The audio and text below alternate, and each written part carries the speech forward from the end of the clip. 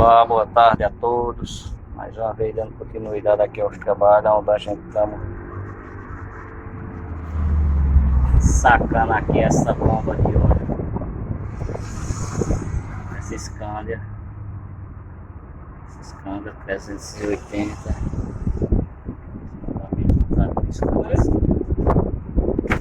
Mas eu vou tirar dando continuidade aqui aos trabalhos, onde a gente vai fazer a instalação aqui da bomba lubrificante, motorzão Scania 380. Esse aqui, o motorzão é 0 bala. O cliente está passando de óleo, mas é isso aí, tudo misturado.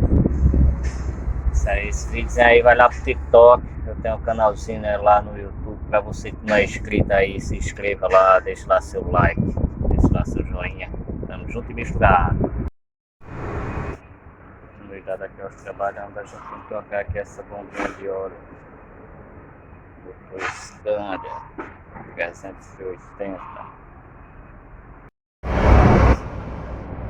Vou fazer a instalação aqui agora da bomba de óleo.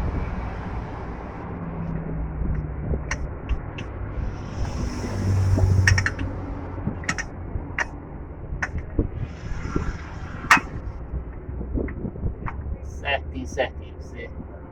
Quando você for colocar a sua, você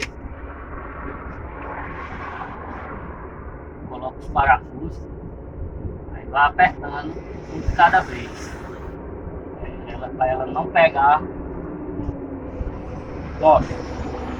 Pode ser que ela acabe pegando coxa e quebrar a mesa. Fazer a instalação dela aqui, coloca uma bolinha Loctite, que é bom, para que fica com mais segurança.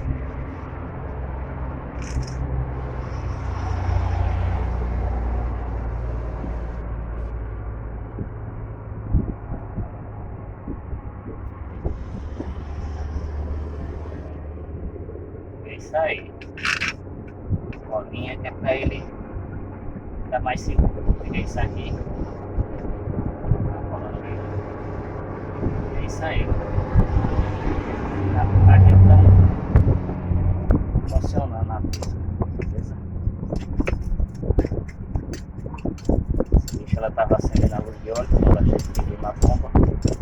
Com escapação de óleo, medimos a pressão do óleo dela para dar certo lá, ela só tava dando 3. Aperta, dá um conferzinho.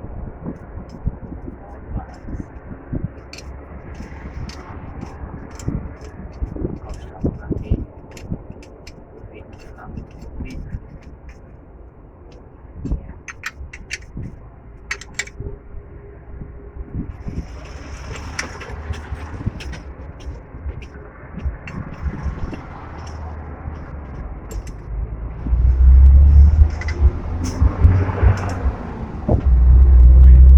Beleza?